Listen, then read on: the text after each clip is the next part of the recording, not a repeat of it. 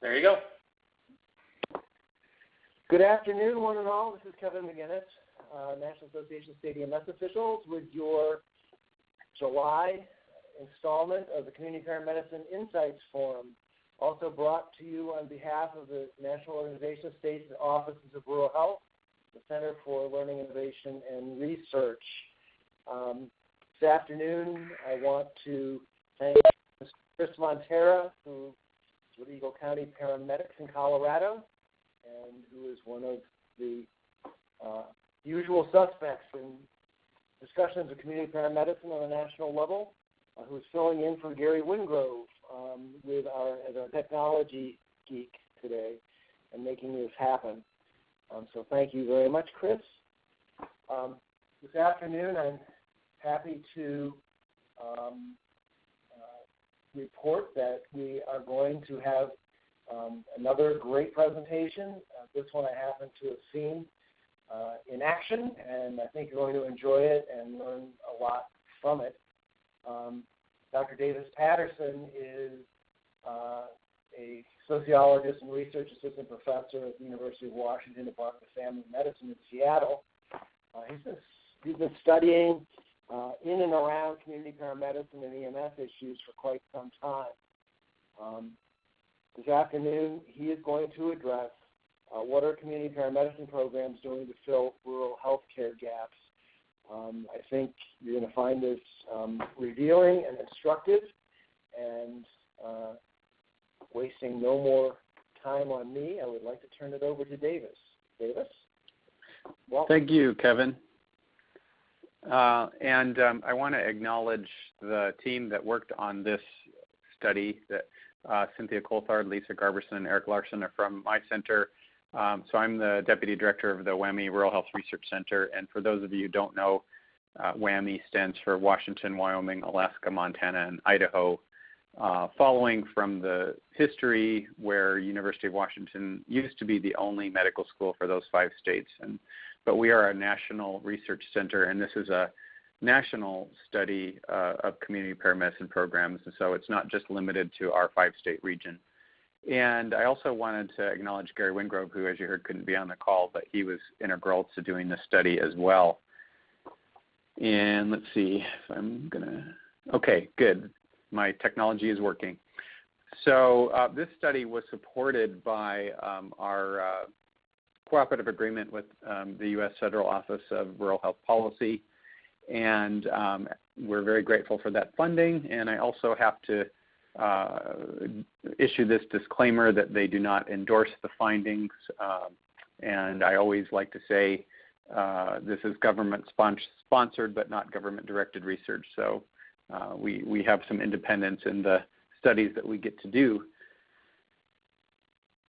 And I don't think the information I'm going to present about the rural health context is necessarily new to anyone, but I always do think it's a good opportunity, or it's a good idea to step back and think about the larger context of why, why are we doing this study focusing on rural populations.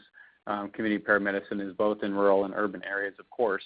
But I think, in a lot of ways, community paramedicine sort of started and grew up a bit in the rural context first. And so I just wanted to remind us of some of the reasons why. And so we know that rural populations are poorer. More of them are on food stamps, et cetera. Minority populations in rural areas are even poorer than their urban counterparts.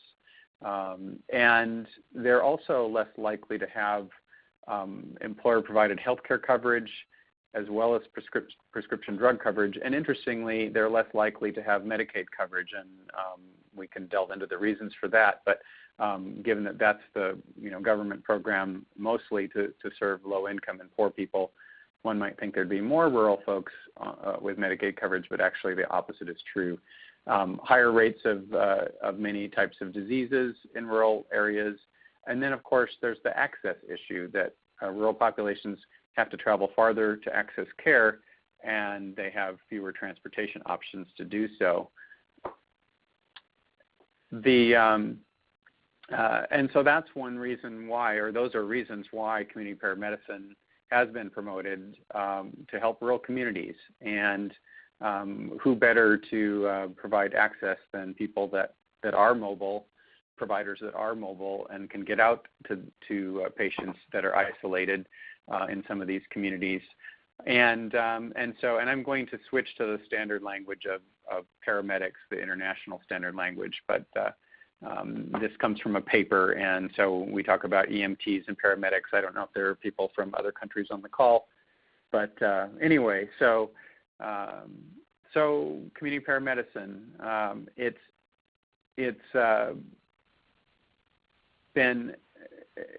addresses the Institute for Healthcare Improvement's triple aim, which has been a big piece of the scaffolding, I would say, for our health reform efforts in the United States.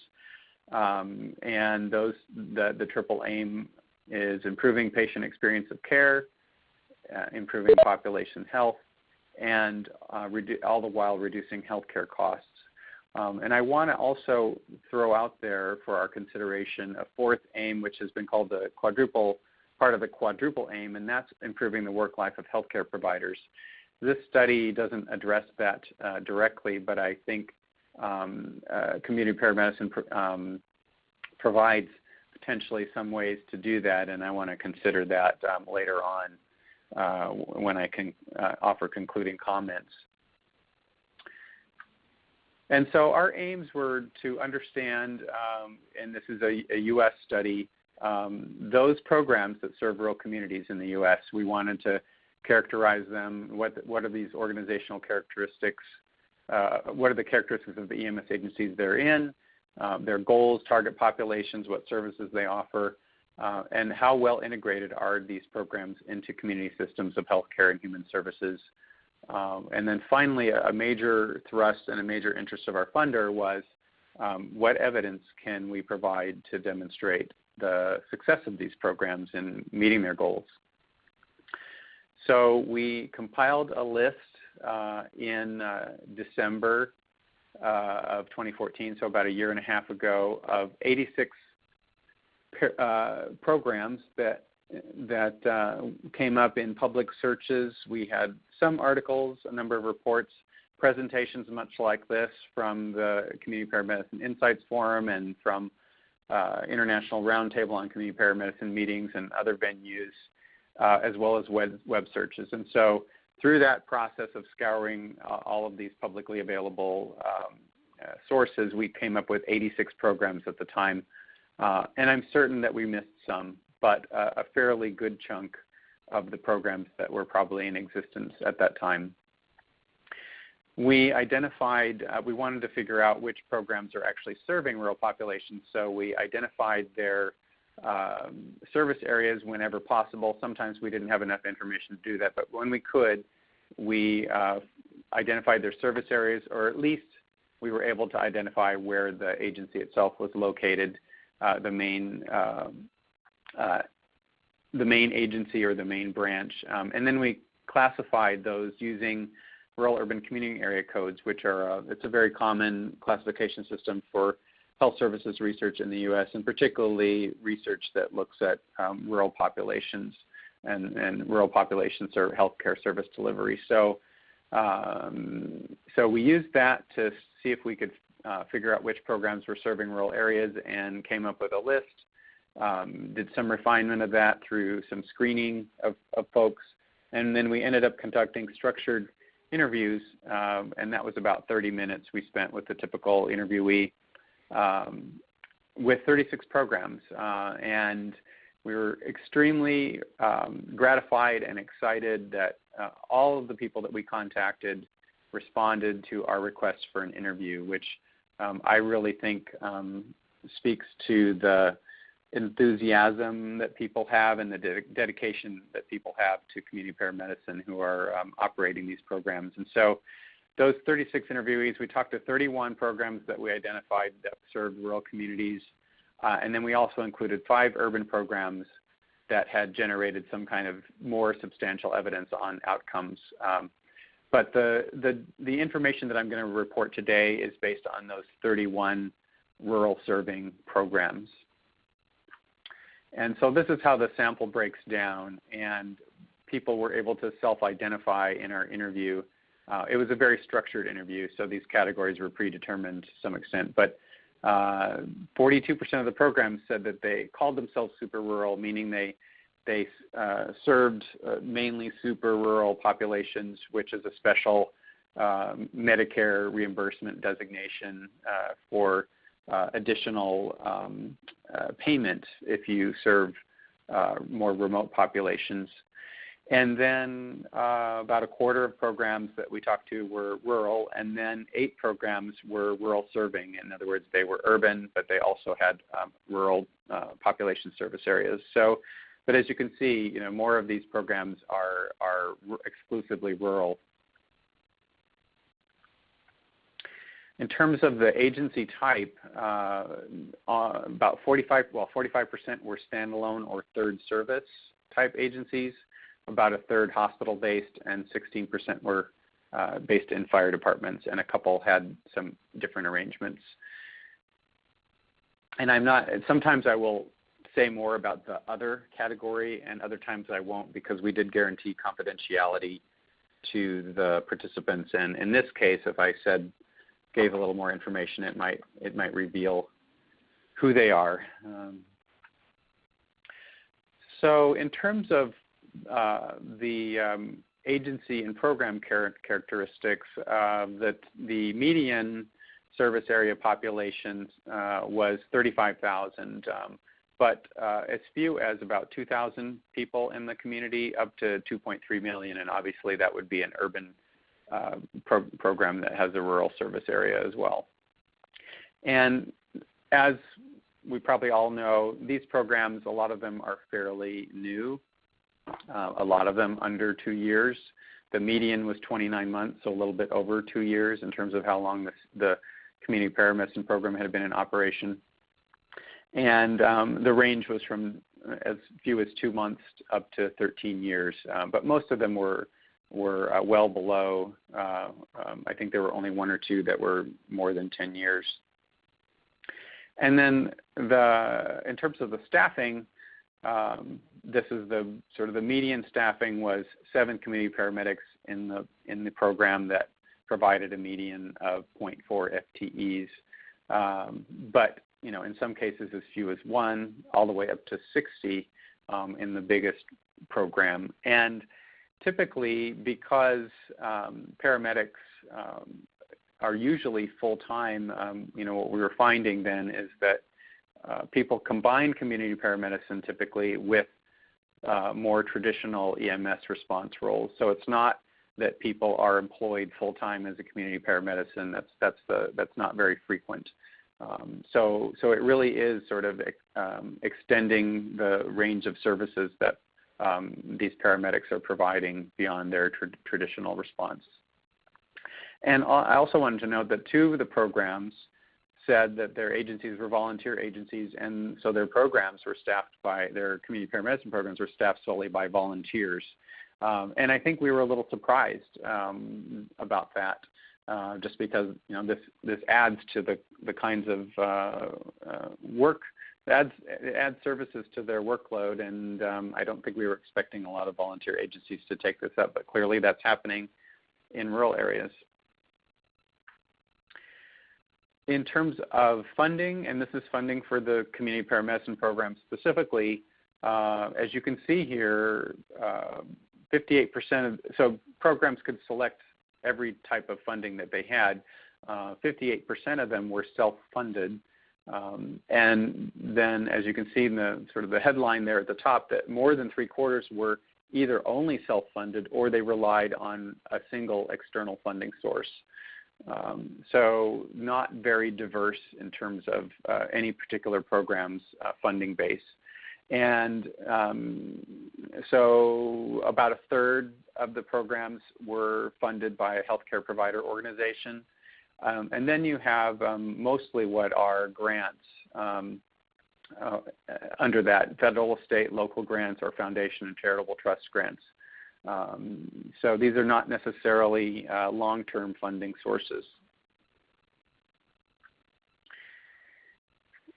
We asked the program leaders to tell us what their goals were, and we gave them a preset list of goals, and we also asked if there were any other goals that we hadn't covered. But this list actually ended up, and we had vetted it beforehand, and so this list ended up being serving pretty well to sort of characterize the main goals of the programs. And here we've just arrayed them according to the triple aim goals of improving patient experience of care and population health and reducing costs.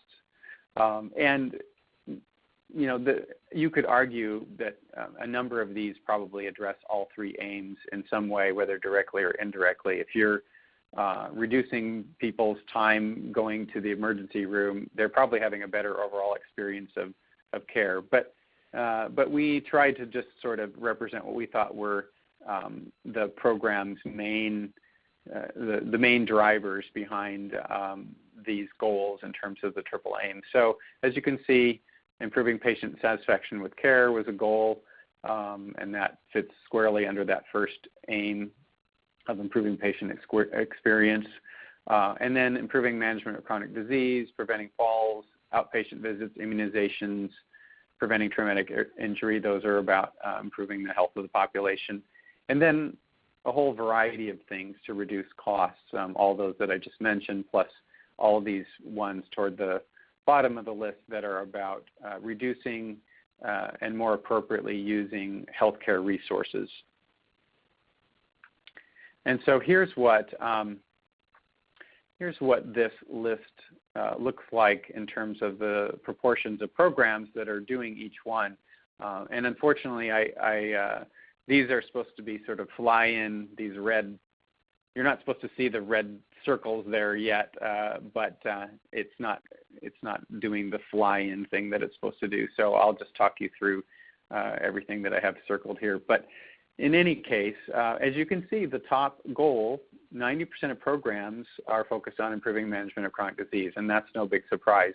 And then you have a bunch of them about reducing EMS and healthcare costs or transports or ED visits and so on. So, the vast majority of programs are doing those sorts of things. And then improving patient satisfaction with care is in there as well, and that's in about 4 out of 5 programs. And then some of the other ones are a bit less common. That I also wanted to mention too, about a little over halfway down, increasing and decreasing outpatient visits, 48% of programs.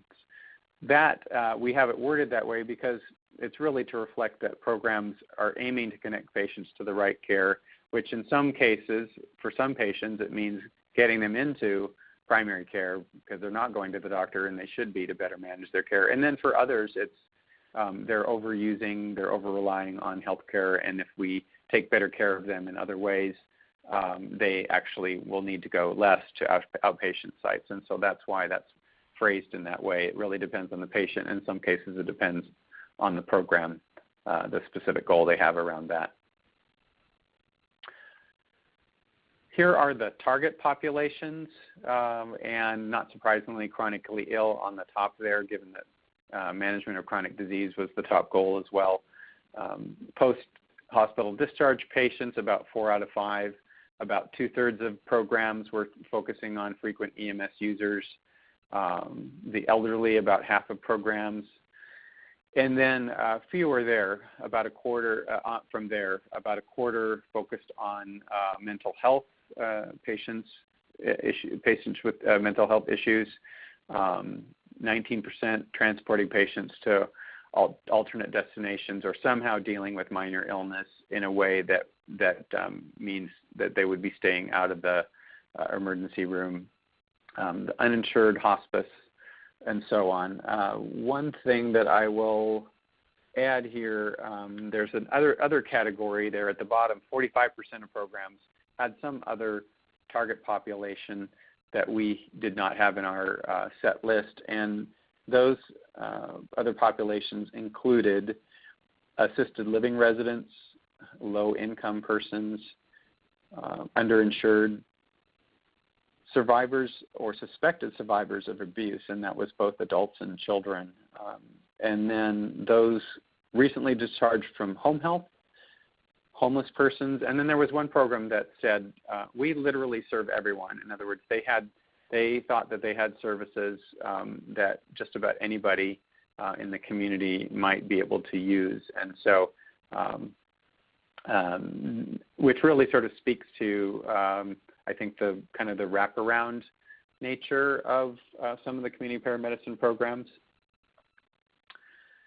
And then this chart we like to refer to affectionately as our tornado chart because of the shape of the bars. And let me walk you through. I'm not sure if this is going to display the way I want to through the webinar interface, but yeah, that's a little bit of a mess. Okay, I'll just go back to the other one.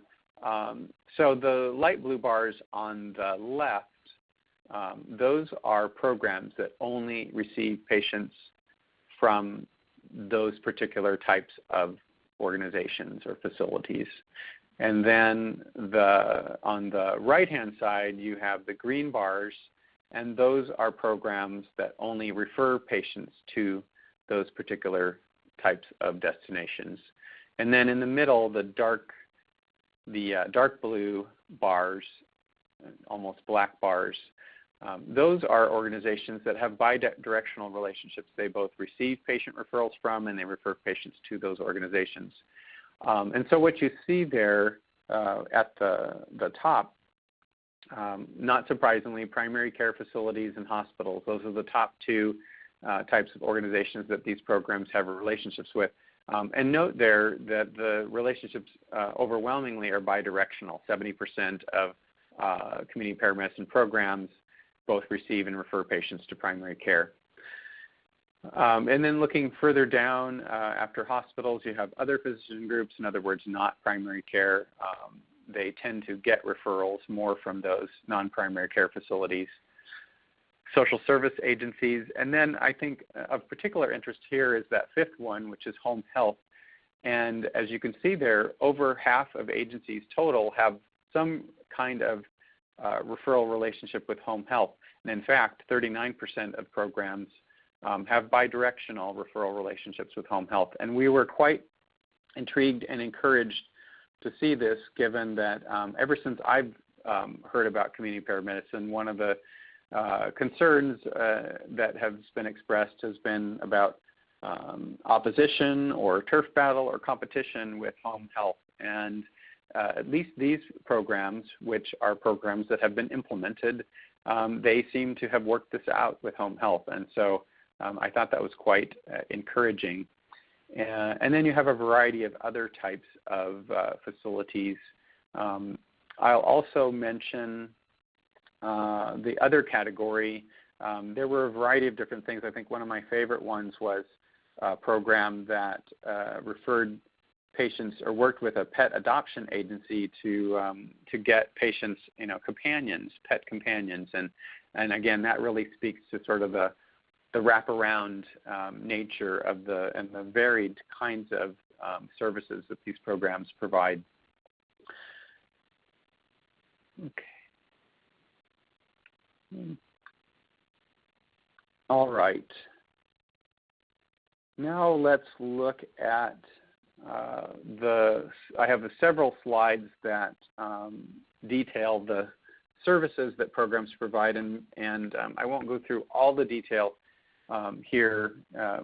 These slides will be available to you, or if they're not already posted, they will be.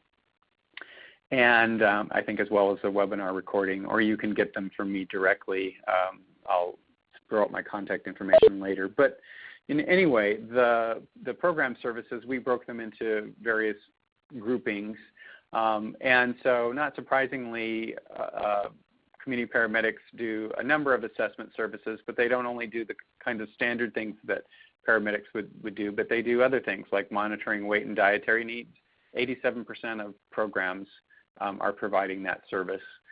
Lab services, almost everyone's testing blood glucose. Preventive care, a variety of preventive care services for chronic conditions. And again, that's no surprise since almost every program is wanting to improve population health for patients with chronic disease. Almost half of programs administering vaccines, about 2/3 of programs doing basic wound care.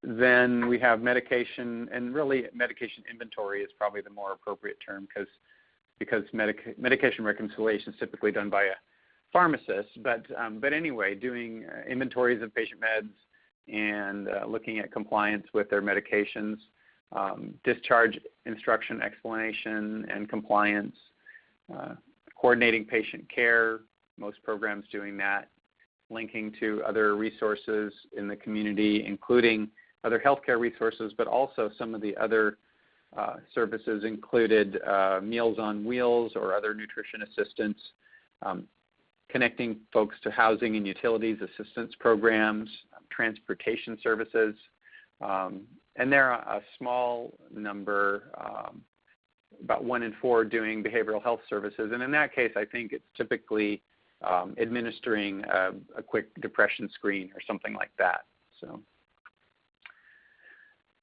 and now I get to one of the big aims, which I mentioned before, which was the evidence for these programs. And so to generate evidence, we have to measure what we're doing. And so we wanted to know for each of these goals, and these percentages represent the programs that said that they had this as a goal. And so then we said, well, are you measuring it? And we asked that in 3 ways. Are you currently measuring it? Are you not measuring it yet, but you plan to? And then do you have no plans to measure? I'm only showing these 2 categories here. I'm not showing the programs that said that they had planned to, but they weren't doing it yet. Most people fell into these 2 categories. Either they were already measuring it or they just weren't going to do it. And so, and as you can see here, improving patient satisfaction with care, nearly everyone was measuring that. And that makes sense, I think, because that's something that they can directly measure themselves through patient surveys. So fairly easy thing to do. And then you have a whole bunch of goals related to reducing hospital admissions, ED visits, inpatient length of stay, EMS use, transports, et cetera. And most of the programs that are doing those, that have those goals, are measuring what they're doing as well. And again, they're trying to demonstrate value, so that's probably not a surprise. When you go further down, you see there about 1/3 of the way up from the bottom, improving management of chronic disease. Now remember, that was the top goal. 90% of programs had that as a goal, but only 64% of programs are measuring that. So 1/3 of programs have no plans to measure that. And my suspicion is that this is just a difficult thing to do, and I'll say more about that in a second. But let me talk you through the rest of those. Or actually, I wanted to go down to, so increasing immunizations. I was a little surprised to see that about half of the programs that do that aren't measuring it, because a lot of these programs are actually doing the immunizations themselves. But what I believe is probably reflected there is the fact that some of them are just referring patients to have immunizations, and then they don't know for sure if patients actually did. So, but I did want to say something about this measurement, and there's concerns that 1/3 of the programs that want to improve management of chronic disease don't have any plans to measure that.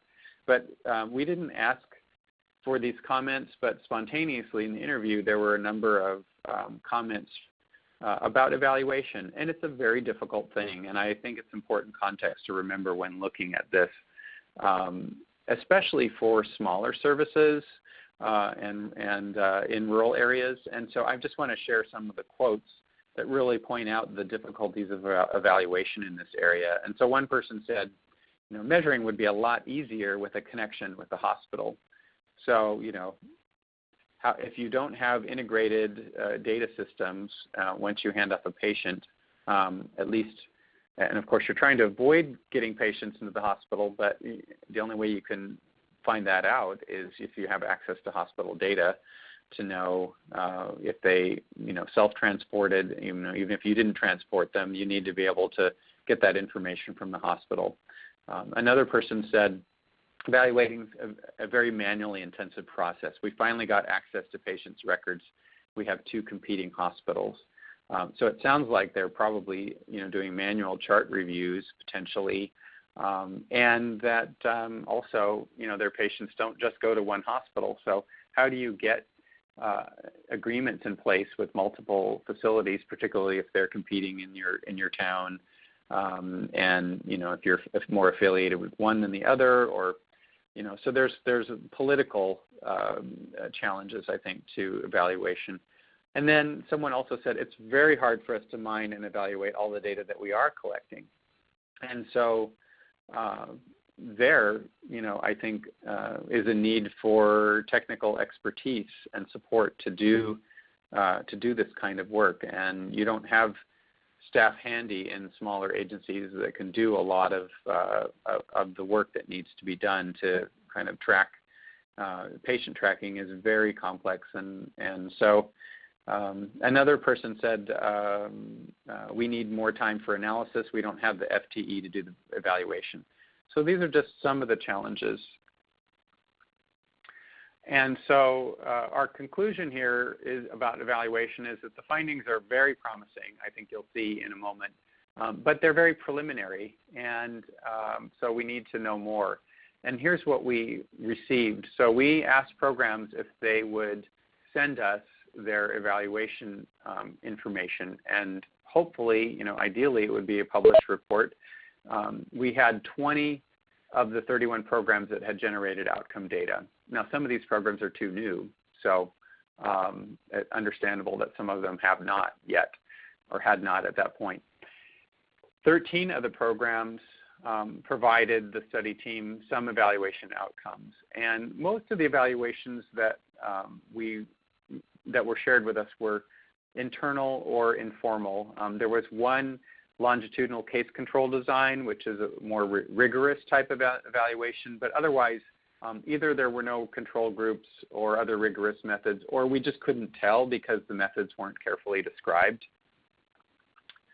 And so here's what we ended up with in terms of the self-reported evaluation data. We had 5 formal evaluations or reports that were provided to us, and then the rest were, the other 8 gave us results of their internal audits of the programs in the form of either raw data or a PowerPoint presentation that they had done to stakeholders or to somebody.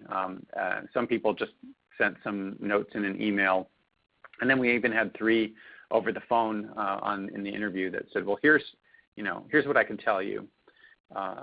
2 of these 31 programs said that they had no plans to measure outcomes for any of their programs goal because they just didn't have the data, and they were so small that even if they could track their patients, it's too small numbers, and this is an issue that confronts really all rural health research. So it's very challenging.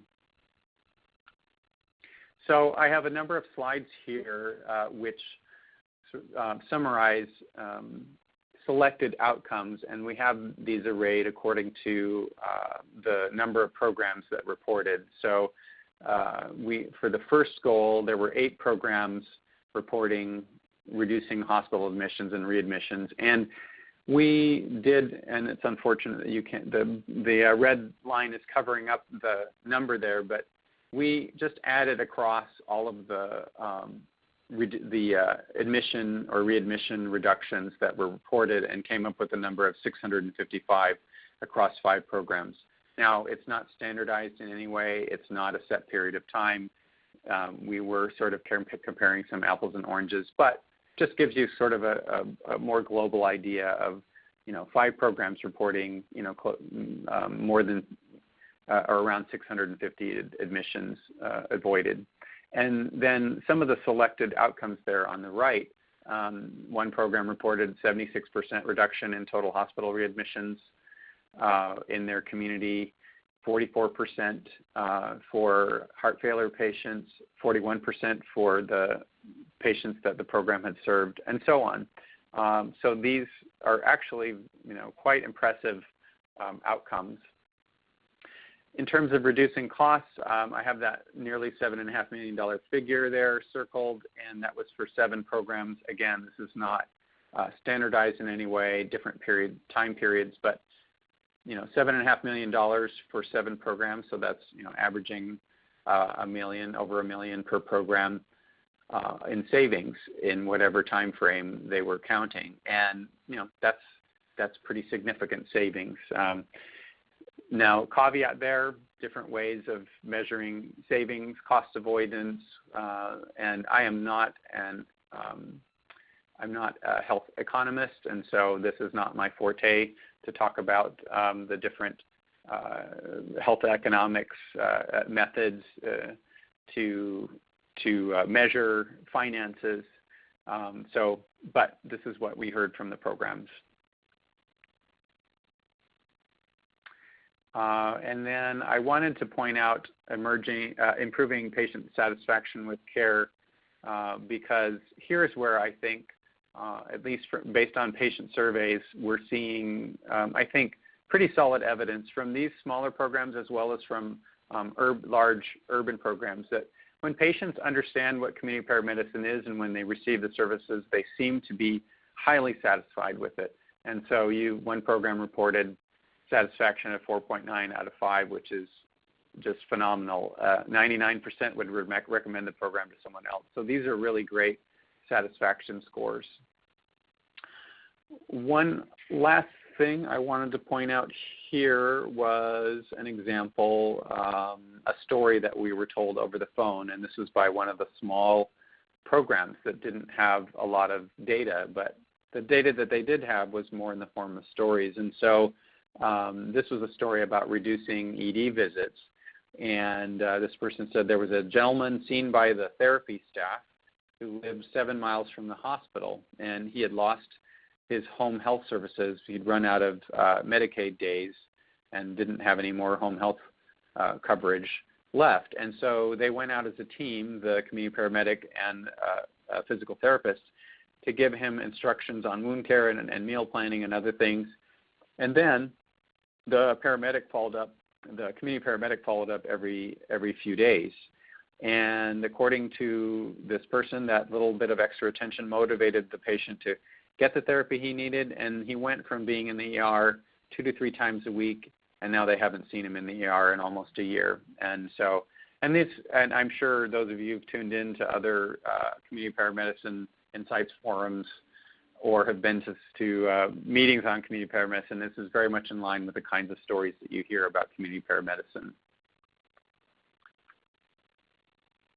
Oh, and then I just wanted to point out, just these are the very small numbers of programs able to report on things like improving management of chronic disease. Although one program had data on decreasing blood glucose and blood pressure and ED admissions for COPD patients. This was from that more rigorous study, and so these were pretty solid findings on improving management of chronic disease for this one program. But as you can see, out of 31 programs, very few yet have data on some of these other measures. So this is my concluding slide, more or less, and I just wanted to consider, to wrap up here, can these programs meet the triple aim?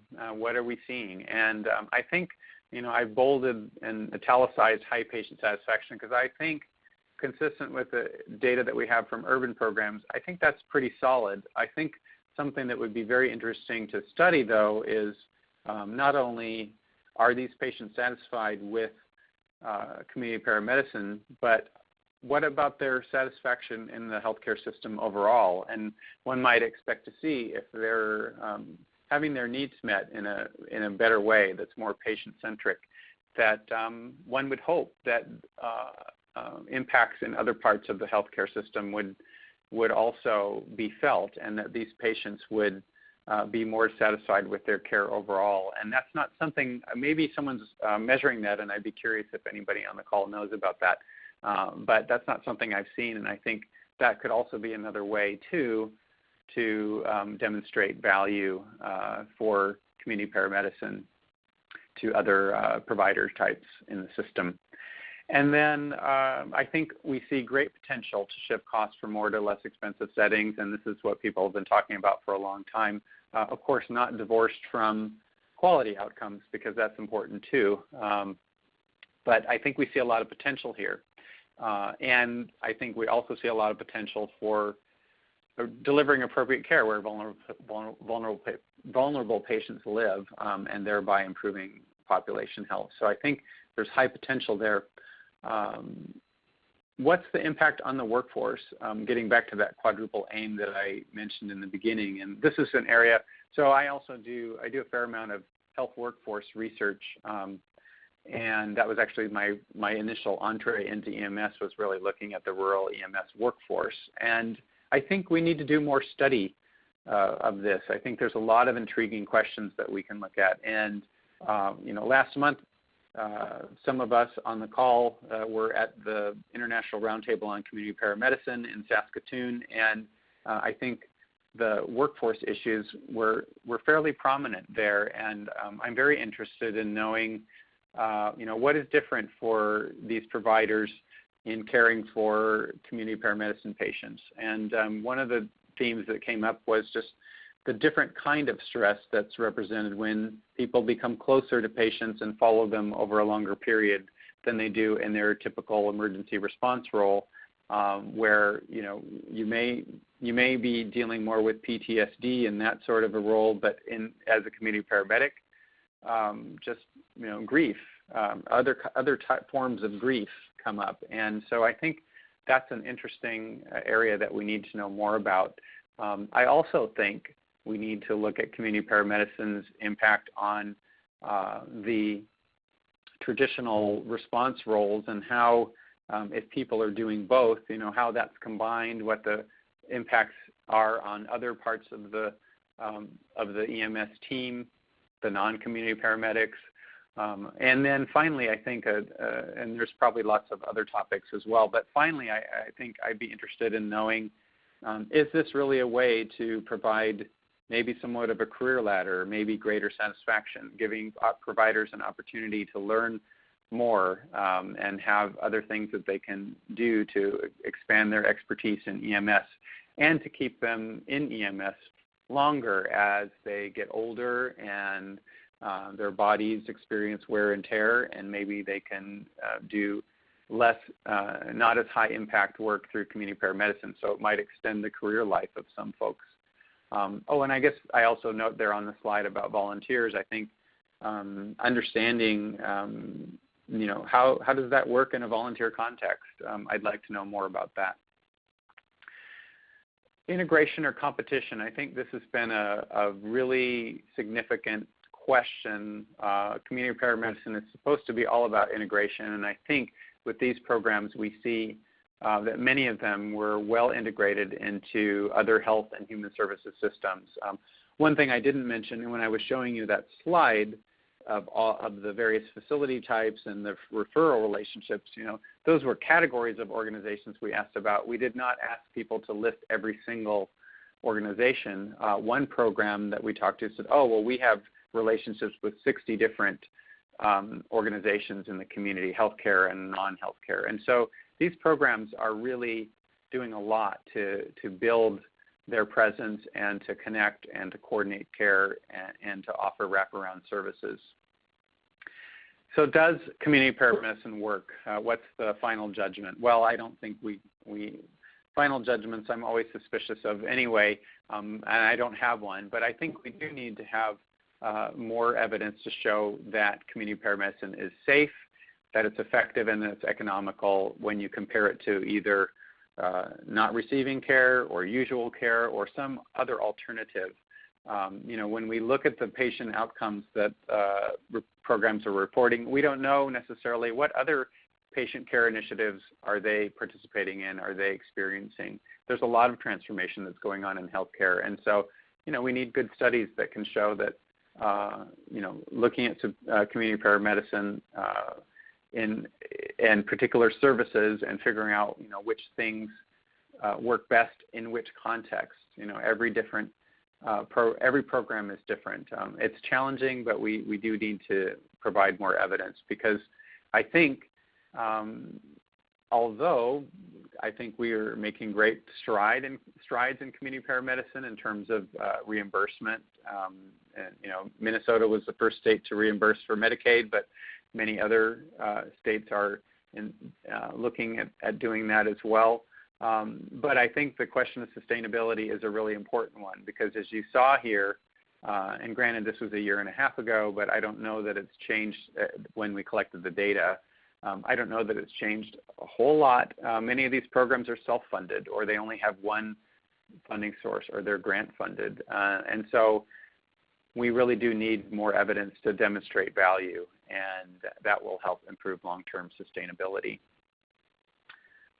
And so I will conclude there. That's a standard slide. We're part of the Rural Health Research Center's federal program, and so all of our research, as well as the other 7 centers, is available on this website. It's a great place to go for non-peer-reviewed reports that you might not find otherwise on all kinds of topics in healthcare. And there's my contact information, and with that, I will let you guys open it up for questions or comments. Oh, and one thing I did want to say too, and that is we submitted this article as an article to a journal, and it will be published, I think, in November, and it's the Journal of Healthcare for the Poor and Underserved. This was started by former Surgeon General Davis Patterson. But anyway, and so we just found out this last week that we were accepted for publication. So this will be in a journal. Okay. David, and with that, I'll close. Thank you very much. Mm-hmm. Thanks a lot, David. Congratulations on the publication. When that comes out, if you'll let us know, we'll spread the word. Absolutely. So, Chris, can you please unmute the lines? The conference has been unmuted. And I would like to open this up to everybody that's signed on to ask questions.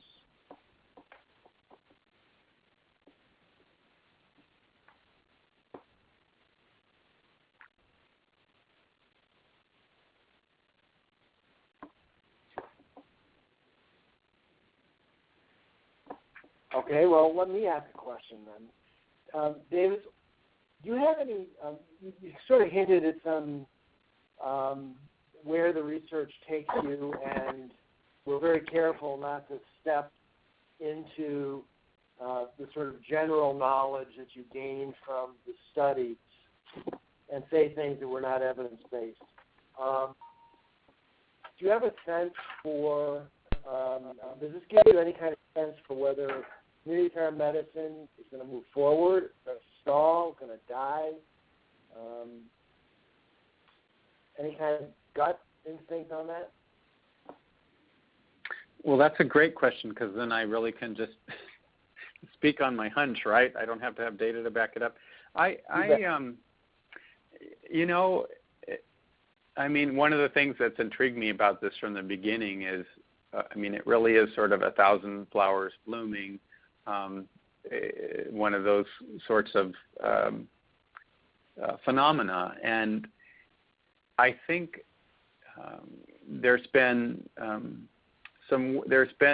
work to sort of try to standardize the language. I think the international context is very compelling, because you have work going on in other English-speaking countries that we communicate with. And so I think that is a strength of this, and something that makes it different than some other types of 1,000 flowers blooming initiatives. And so I think that international community really helps to strengthen the work that's going on here. And we do see some of the best evidence is from other countries. In fact, in the literature review we did on this, all of the, I think nearly all except for one or two studies are from Canada, the UK, Australia, and so I think smart people in healthcare will take heed of what's going on in other countries. Forget for a moment that we have a different way of paying for healthcare here, and a lot of talk around community paramedicine is about reducing costs. But I think equally the mission of delivering better care for the same cost is also, or the same or less cost, I think is also a major thrust of the triple aim. And I think to the extent to which I think this is beyond the Affordable Care Act. I think the Affordable Care Act sort of is in a, no one knows exactly what's going to happen with that, and that depends on a lot of politics that are coming up, and also I think it depends on some of the feasibility of the Affordable Care Act in terms of insurer participation in healthcare markets and those sorts of things. But regardless of that, a lot of the healthcare transformation that I think community paramedicine really was on the forefront of, that transformation work is going to continue with or without the Affordable Care Act, because I think people realize we can't keep doing things the same way that we've done them and expect a different outcome, expect a better outcome. So I think community paramedicine, my gut feeling is that it sits very well in the middle of a lot of interesting trends, and it always has, and it's been in the forefront. And I think in some form or another, now whether it will reach its full potential, whether it will become sort of as universal and well known as, let's say, EMS currently is now, I don't know, but I think there is a great potential. So my gut feeling is that in some form or another it's going to survive, and hopefully it will thrive. And I guess I'm sort of stepping out of my unbiased researcher role, and maybe I've drunk the Kool-Aid too much myself. I'm supposed to be looking at this and saying, well, we don't have enough evidence yet, so maybe we don't want it to be the way it is. Maybe we need to change it. But I think the evidence that is being generated is quite promising and interesting. And I think so. I think it is something that people will ultimately be able to demonstrate some value, and people already are doing that. So that's kind of a long-winded answer, but I think from many perspectives, there's great potential, and I have hopes that it will continue. I think having a standard nomenclature is helpful too. I think community paramedicine, mobile integrated healthcare, hopefully we won't have any other variants of that. But I think that having an easy to understand label helps for branding, and I think it helps the public at large understand and accept, what this means. And okay, well, thank you for wandering off the evidence-based pathway. That was interesting to hear. Certainly, you of anybody who has been looking at this and gathering information on it for a long time have a right to suggest some opinion. Any other questions from anybody on the line or comments?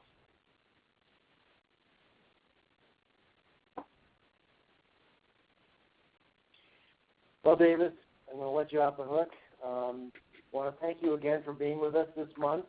That was a wonderful presentation, and I would just remind listeners that this presentation will be archived on the same website that you registered on, cpif.communityparamedic.org, and as are all the other presentations we've done over the last 5 years. Our next session will be in August, on August the 18th, I believe it is, and it's the third Monday at any rate, 15th that would be, and we look forward to seeing you here at 3 o'clock Eastern. So on behalf of the National Association of State EMS Officials, the National Organization of State Offices of Rural Health, and the Center for Learning, Innovation, and Research, We wish you a good end of the summer. Let's say proceeding with the summer. Thank you very much. Thanks, Chris Montero.